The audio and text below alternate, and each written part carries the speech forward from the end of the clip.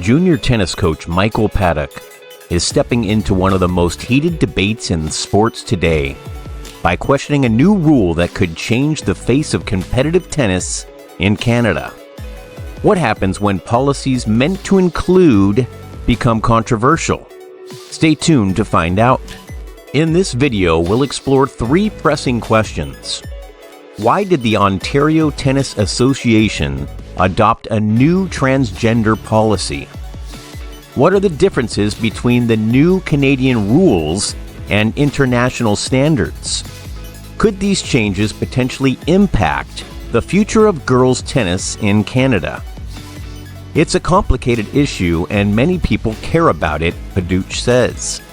But I want to make sure that female tennis in Canada isn't negatively impacted by new policies.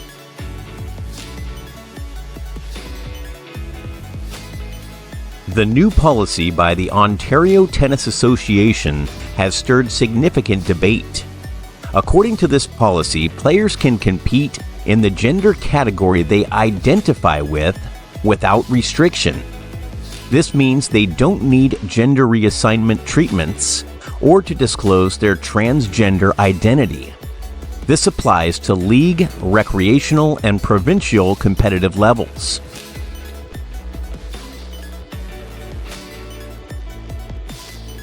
But how does this compare to international standards? Under the International Tennis Federation rules, male to female transgender players must declare their gender, show that their testosterone levels have been below a certain limit for at least 12 months, and maintain those levels. These measures aim to ensure fairness and competitive balance.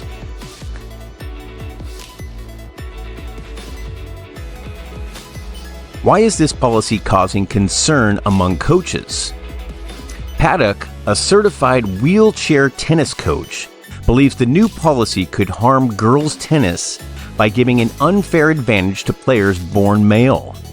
He argues that policies should be based on sports science, ensuring that biological differences are considered to maintain fair competition.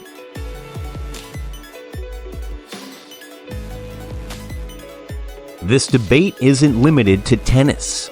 In Canada, the discussion has caught the attention of political leaders. Alberta Premier Danielle and Conservative leader Pierre Poilievre have voiced their concerns over fairness in women's sports. Smith wants leagues for biological females, while Poilievre insists female sports categories should be off limits to biological males.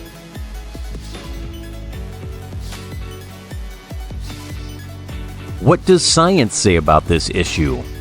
The Canadian Centre for Ethics in Sport argues for inclusion, stating that trans women who have undergone testosterone suppression don't have clear biological advantages over cis women in elite sports.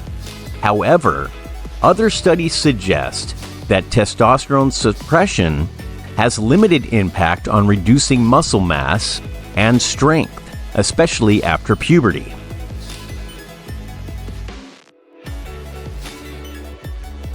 Tennis has a history with transgender athletes. Renee Richards was the first transgender athlete to break barriers in professional tennis. After undergoing sex reassignment surgery, she successfully sued to play in the 1977 U.S. Open.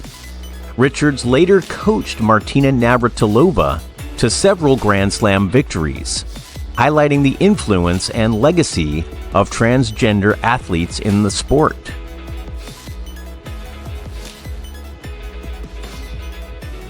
What do top athletes and coaches think about this issue? In a 2020 interview with the New York Post, Chris Evert, who faced Richards 6 times, described how difficult it was to compete against Richards, citing physical advantages such as wingspan, heart and lung size, speed, and muscle dynamics. Everett's perspective, combined with Navratilova's public comments on fairness in competition, provides insight into the ongoing debate.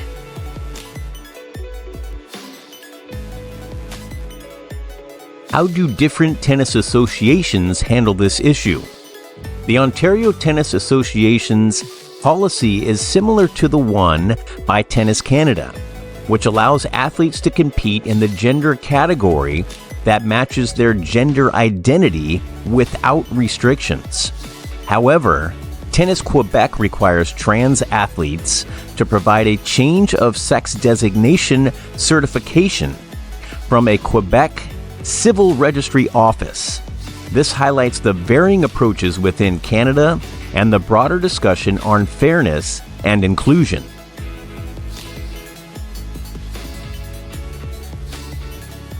What are the key organizations saying about this?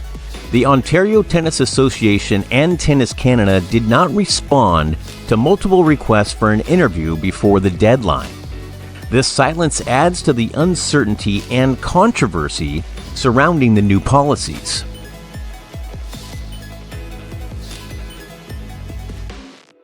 What could be the long-term impact of these policies?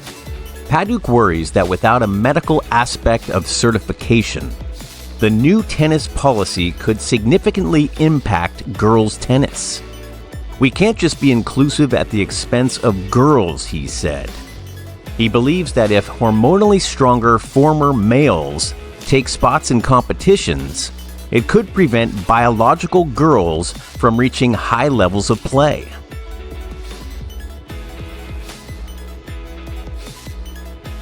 How have political leaders reacted to this issue? Alberta Premier Danielle has pledged to create sports leagues exclusively for biological females, arguing that young female athletes face an unfair disadvantage when competing against those born male.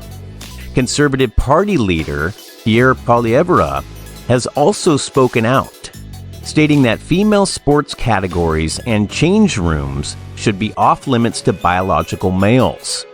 These political reactions highlight the broader societal debate surrounding the inclusion of transgender athletes in sports.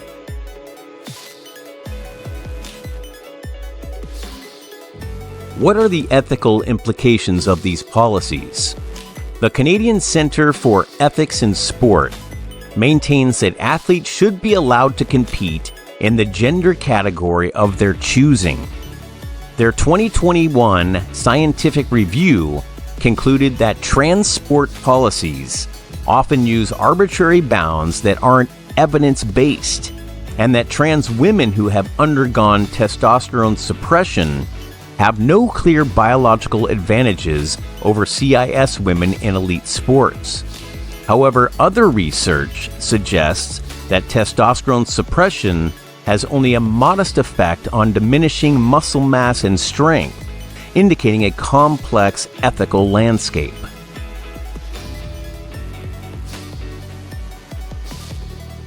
What can we learn from the past? Renee Richards' legacy continues to influence the conversation about transgender inclusion in sports. This historical context provides a foundation for understanding the ongoing debates and the evolution of policies regarding transgender athletes.